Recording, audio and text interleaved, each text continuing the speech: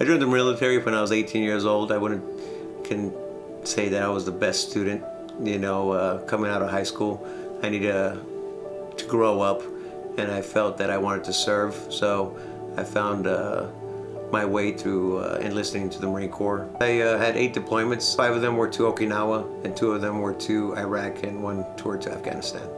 We were fighting against the Mahdi militia. The Muqtada al-Sadr was the warlord that was in that area of operation that we were having a lot of contact with the enemy there. And it was during a nighttime operation where I was moving across a danger zone with my danger area with my platoon. An RPG round was fired upon my platoon where it landed 5 feet in front of me, injuring some of my members of my platoon and myself. Stayed in the fight. I refused to leave the combat zone. I was awarded a few medals during that time, after the fighting in the Najaf Corps. Although I loved the Marine Corps with all my heart and I felt I had purpose there, I also felt that there was something else that was needing, some kind of drive, that I wanted to do something that I needed to accomplish. And so I then decided to retire out of the Marine Corps.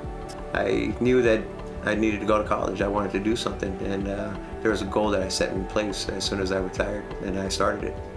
Before I started completing everything as I was leaving the Marine Corps, I had a friend of mine from the Bay Area that directed me and told me about Sentinels of Freedom. So one day I just started looking it up, and then he asked more questions about it, and then I just saw that it was a good fit for me, that maybe it was something that would be good for me to reach my goals with, assisting me to move forward. Being an older man that that went back to school, I was a little bit nervous. I felt that I was 40 years old when I retired from the Marine Corps, and sitting down in class with a bunch of 19 and 20-year-olds, 18-year-olds straight out of high school, wasn't intimidating, but it was nervous. I was nervous from the start. But as soon as I started listening to the lectures from the professors, I started doing the assignments. I organized myself exactly what needed to be done in a certain amount of time, within my schedule. I was okay. I didn't felt that there's an us and them.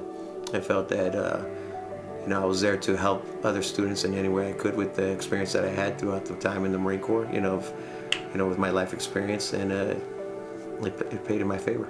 Outside of school, I train in Brazilian Jiu-Jitsu, and I train here at the Dalmore Jiu-Jitsu Club here in the local area. I have a great professor, that has guided me. And in Brazilian Jiu-Jitsu, it's therapeutic. It helps me to keep myself healthy. I've kept a healthy lifestyle with what I eat.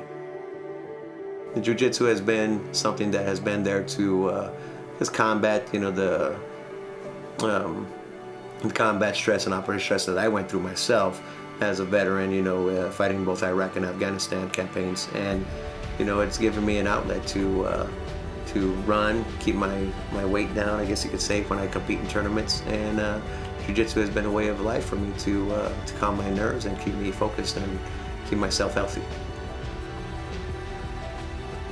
I applied to the University of San Diego, and thankfully I've been accepted. So coming this fall, I'll be attending the University of San Diego and moving on with my major with history to move forward to reach my goal of becoming a high school teacher here in San Diego.